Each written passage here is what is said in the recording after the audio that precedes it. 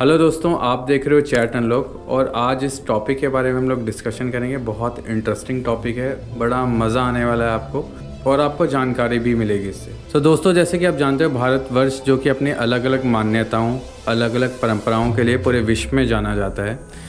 अगर हम भारतवर्ष की मान्यताओं की माने तो तकरीबन 33,000 करोड़ देवी देवताओं की भारत में पूजा की जाती है। दोस्तों, आज हम बात करेंगे साउथ के ऐसे ही 2 ज्योग्राफीज़ के बारे में जहाँ पे कुछ एक अलग तरह की पूजा की जाती है, कुछ एक अलग देवों की पूजा की जाती है जिसे कि शायद हम लोग आम इंसान नहीं जानता, या फिर ये जो देव हैं स्पेसिफिकली उस लोकेशन में ही पूजे जाते हैं।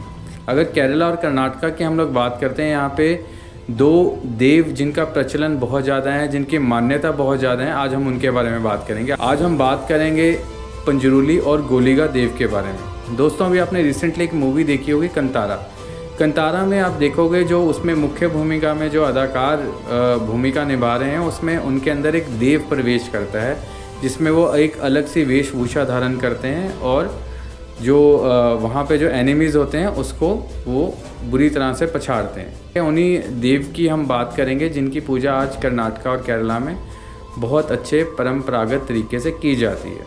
तो दोस्तों, जैसे कि मैं आपको बता चुका हूँ, ये जो 2 देव हैं पंजरूली और गोलीगा। दोस्तों, अगर हम इन 2 देवों की पूजा की विधि के बारे में बात करेंगे तो इनकी विधि जो आम पूजा से, जैसे कि हम लोग घरों में पूजा करते हैं, उससे थोड़ी अलग होती है। दोस्तों, इन 2 देवों की पूजा जो कि सदियों से करता आ रहा एक परिवार है, जो कि एक पंडित परिवार है, वो आज भी इनकी पूजा उसी तरीके से विधि विधान से करते हैं।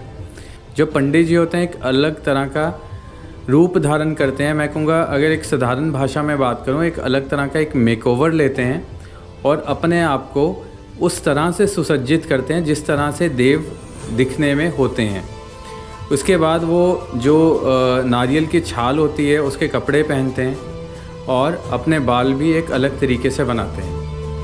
दोस्तों, जब ये पंडित जी इनकी पूजा करते हैं तो ऐसा माना जाता है कि इन देवों के आह्वान करते हैं, इन्हें बुलाते हैं और देव इनके अंदर प्रवेश करते हैं और प्रवेश करने के बाद ये लोगों के जो भी दुख होते हैं उनको दूर करते हैं। तो ये है इनकी विधि। दोस्तों, जैसे कि आप जानते हैं, आज का एपिसोड आधारित है पंजरूली और गोलीगा देव पर। तो दोस्तों, मैं शुरुआत करता हूँ पंजरूली देव से। पंजरूली देव का जो जन्म है कहाँ से हुआ। ऐसा कहा जाता है, ऐसी मान्यता है कि सालों साल पहले, सदियों पहले एक वराह 5 बच्चों को जन्म देता है, जिनमें से कि 4 बच्चे स्वस्थ होते हैं और एक बच्चा थोड़ा सा वीक होता है।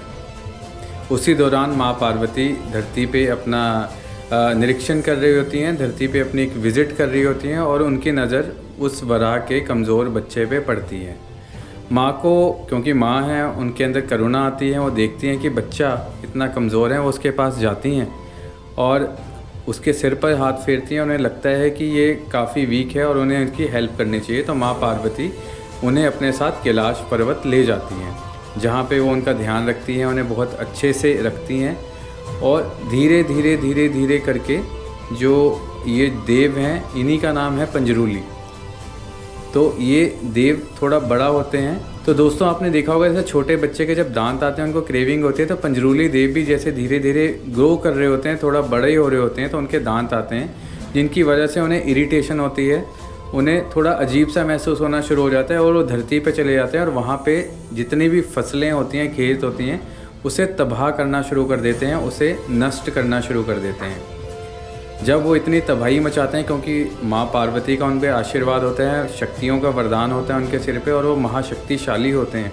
दोस्तों, जब पंजरूली देव खेतों को नष्ट कर रहे होते हैं, फसलों को नुकसान कर रहे होते हैं, तो सभी लोग परेशान होकर भगवान शिव के पास जाते हैं और उनकी शरण में जाके वो उनसे रिक्वेस्ट करते हैं कि प्लीज़ आप पंजरूली देव को कंट्रोल कीजिए, अदरवाइज़ वो उनके सारे के सारे खेत, सारी की सारी फसलों का उजाड़ कर देंगे।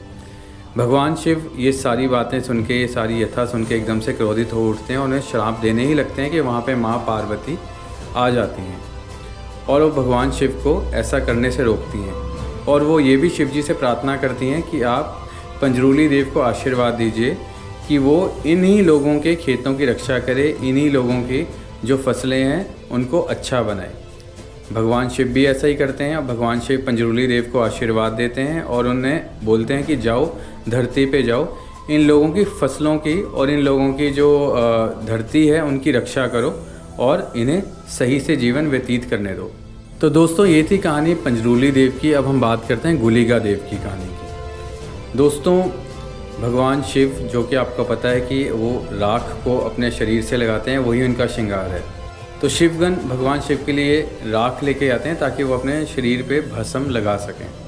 तो दोस्तों जैसे वो भस्म लगाने लगते हैं, उसी राख में एक पत्थर आता है जिसे भगवान शिव फेंक देते हैं, और ऐसे कहा जाता है कि उसी पत्थर से गुलिगा देव का जन्म होता है। गुलिगा जैसे ही जन्म लेते हैं उस पत्थर से, तो वो उत्पन्न होते ही बहुत एग्रेसिव, बहुत क्रोधित और बहुत ईगर एक्शन लेने वाले, क्विक एक्शन लेने वाले देव होते हैं, जो कि आप कहिए कि एकदम से उग्र हो जाते हैं। उनका गुस्सा, उनका जो तेज होता है, उनको संभालना लगभग नामुमकिन होता है। जब भगवान शिव ये देखते हैं कि गुलिगा देव इस तरह से जो है बिहेव कर रहे हैं, इस तरह से उनका जो नेचर है, तो भगवान शिव गुलिगा देव को विष्णु जी के पास भेज देते हैं और वो उसे विष्णु जी के शरण में जाने को कहते हैं। विष्णु जी के पास भी गुलिगा देव का जो बेसिक जो उनका नेचर होता है, जो उनका व्यक्तित्व होता है, वो सेम ही रहता है, एग्रेसिव रहता है, और वो अपनी जो बेसिक प्रवृत्ति होती है उसको छोड़ नहीं पाते। और गुलिगा देव की इन्हीं सारे व्यक्तित्व को देखते हुए, इन्हीं सभी आत्माओं को देखते हुए भगवान विष्णु भी उन पर क्रोधित हो उठते हैं और वो गुलिगा देव को श्राप देते हैं कि जाओ गुलिगा, अब तुम्हें एक सामान्य मनुष्य से जन्म लेना पड़ेगा। और भगवान विष्णु के कथन के अनुसार होता भी ऐसे है। गुलिगा देव नीलुआ सानके के गर्भ से जन्म लेते हैं और इनके जन्म की कहानी भी बड़ी इंटरेस्टिंग है। मैं आपको बताता हूँ। जैसे उनके 9 महीने गर्भ में पूरे होते हैं, वो नीलुआ सानके का पेट चीर के बाहर निकलते हैं और वो इस टाइम इतने भूखे होते हैं, इतने एग्रेसिव होते हैं कि उनके सामने जो भी आता है उसे खाना शुरू कर देते हैं। वो चाहे वो खेत हो, चाहे कोई वस्तु हो, वो उसको खाना शुरू कर देते हैं और वो एकदम आपे से बाहर हो जाते हैं। बिकॉज़ उनका नेचर पहले भी ऐसा होता है कि वो बहुत गुस्से वाले और बहुत एग्रेसिव होते हैं।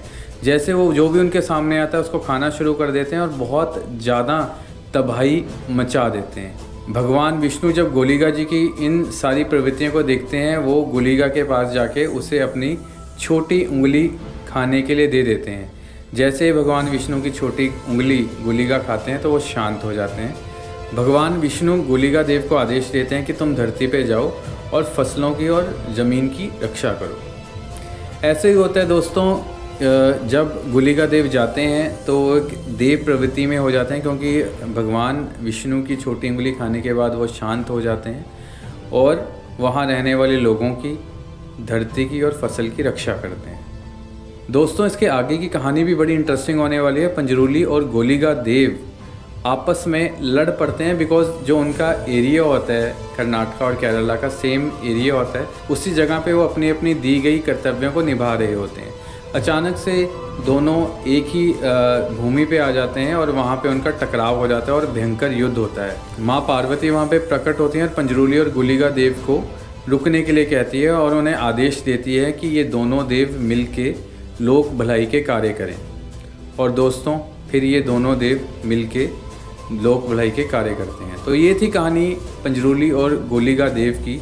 आपको कैसी लगी ये कहानी प्लीज़ कमेंट बॉक्स में शेयर जरूर कीजिएगा। अगर आपके पास कोई और इन्फॉर्मेशन है तो प्लीज़ शेयर जरूर कीजिएगा। Thank you so much.